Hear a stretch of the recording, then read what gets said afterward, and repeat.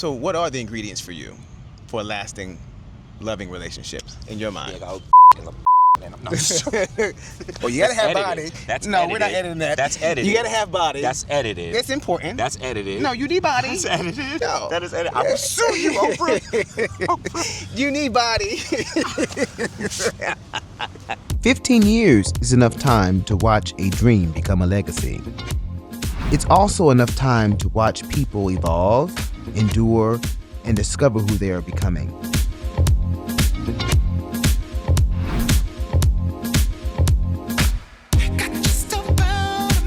Over the years, I've watched Jussie Smollett move through triumph and trial, public applause, and public scrutiny. Yet through every season, I've witnessed a man committed to growth, creativity, and finding his way forward.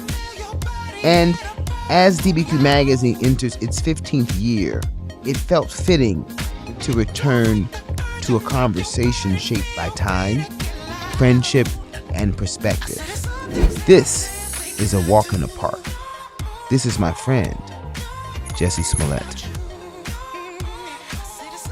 14 years. 14 years since. DBQ Magazine has spoken with you.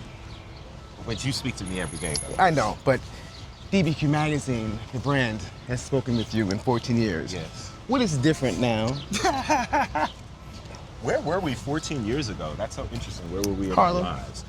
We were in Harlem, and you had just finished The Skinny, I just finished this game. and you were starting press. Jeez. Gosh, an entire life has happened since then. That's 14 years. Gosh, I'm about to be 44. So that means that I was 30. It's just a different world. It's a different experiences, different, you know, it certainly is growth. And you know, we're grown now. We've had some life experiences. We've had some incredible successes. Yes. And we've had some, you know, incredible losses. But, you know, I think that we're better for every single thing that we've been through. And I think that we certainly have learned from all of our mistakes and on to even more greatness and joy. I'm glad personally that the moment that we met, we knew that we would be lifelong friends. Yes. I'm glad that the moment that we met, y'all don't know this, but the moment that we met, I called him Oprah and he called me Julia. Julia Roberts. Oprah would be like, my friend Julia Roberts. And I was an up and coming actor still. And I don't know why, but we just clicked and became the best of friends so fast and never, ever, ever had a hiccup in our friendship. So there are just certain people that I trust, certain people, and a lot of people that I don't. Yeah. And you were certainly one of those people that I fully 1,000% trust. So I'm glad that we can have a little walk and talk. In the park. You know, Yeah. in the park, in Marcus Garden Park. What would you call this season in your life? Or what is this season in your life? The choice of joy. Choosing to live in that space and fighting for your dear life to stay in that space, because it's not always easy. Can easily, you know, you can easily get sidetracked by just the things that life throws at you. But, you know, making the choice to be joyous, even in the moments that you're not happy. That's been such a huge realization for me through these years, is to, you know, finding a place to feel it, finding a place to spread it, you know, and finding a way to not apologize for needing it so desperately, you know, and wanting to be with like-minded people that also want that don't necessarily want the mess, that don't necessarily want the confusion. I think that that's what I'm searching for also, is the feeling of, I think I felt so many years just confused by different situations, confused by certain things that have happened, or just confused by people. I'm kind of trying to relieve that confusion and live in a perfect space of truth and loyalty and love. I love that. I love the fact that you're focusing on joy. I know that you love your artistry. I know you love music. I do. 8 years it's been since you have performed, and by the time this comes out, people will know that you are headlining Harlem Pride. And what does that mean for you to be not only headlining in Harlem, but headlining for Pride, coming back for Pride? It means so much, and it means so much to me because it feels like the perfect fit for kind of coming back to the stage, if you will. I kind of hate the terms coming back. Yeah, actually, that's my next question. Are you coming back, or is this a new introduction of a new you? Or is this what? How do you frame it? Introduction of a new me. I think that it's an introduction of a growth, a growth that's deeply embedded in me. I think that the world has been able to see me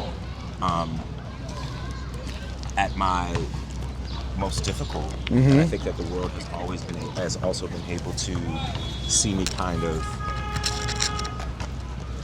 healing in public, if you will, which is not always easy, but at the same time, it's also, once you are getting through it and once you're on the other side of it, it actually is something very freeing because, so what else is there? What else is there? And then that's when you turn that pain into a lesson. You turn it into a testimony to show other people that there is literally nothing that you cannot do. There is nothing. It's just a circle of life. There really is nothing that you cannot get through. So I think that getting up on stage, I'm not gonna lie, like I've been afraid to get back on stage. Yeah. And I've been, see what he's saying? Says, you have to see love. You have to see what he's talking about right now. But getting back on stage, it's something that is, like for instance, I've always said I don't really like recording, right? I don't like being in the studio. I like the creative process of creating, but I've never been a person that likes to get in front of the microphone and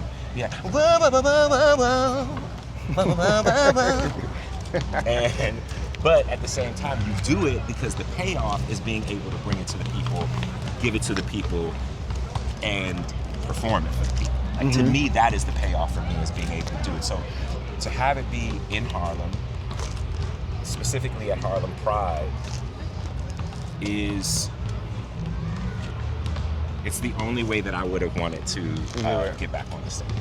Because I've said no so many times. You have. Because it's been scary it's been scary. I can put a period. Yeah. It's been scary, and I'm still a little scared, but not for the reasons that I was prior to this. And I think that,